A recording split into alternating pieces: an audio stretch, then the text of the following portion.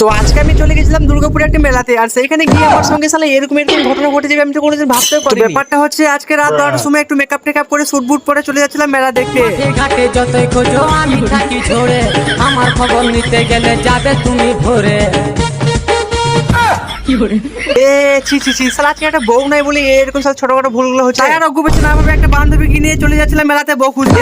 সালা বান্ধবী তো পেয়ে গেছে, কিন্তু সালা বউ সালা কপালে গান করতে করতে চলে যাচ্ছিলাম মেলাতে। ও চিরদিনই তুমি যে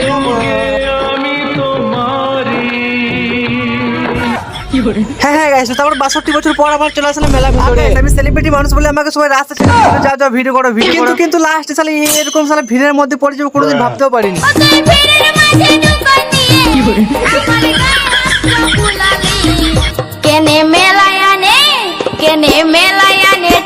তারপরে এদিকে দেখি সালা ডান্স প্রোগ্রাম হচ্ছে, যেগুলো আমরা না দেখে বাড়ি চলে আসছে। আজকে ভিডিও এইটুকু তো দেখা হচ্ছে, নেক্সট মিনি ব্লগে। তোমরা এরকম ছোট ছোট মিনি ব্লগ দেখার জন্য আমাকে ফলো করো। তো টাটা বাই বাই। তোমরা এই ভিডিওটাকে দুর্গাপুর থেকে দেখছো অবশ্যই কমেন্ট করে জানাবে।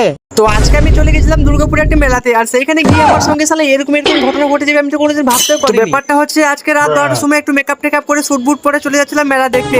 ঘাটে যতই খোঁজো আমি থাকি ঝরে, আমার খবর নিতে গেলে যাবে তুমি ভরে।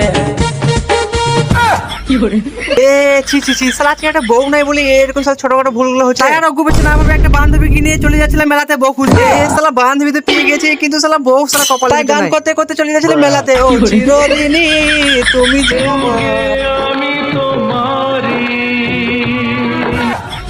হ্যাঁ গাইস, তারপর 62 বছর পর আবার চলে আসলাম মেলা ভিতরে। আমি সেলিব্রিটি মানুষ বলে আমাকে সবাই রাস্তা ছেড়ে যাও যাও ভিডিও করো ভিডিও, কিন্তু লাস্টে সালা এরকম সালা ভিড়ের মধ্যে পড়ে যাবো কোনোদিন ভাবতেও পারিনি।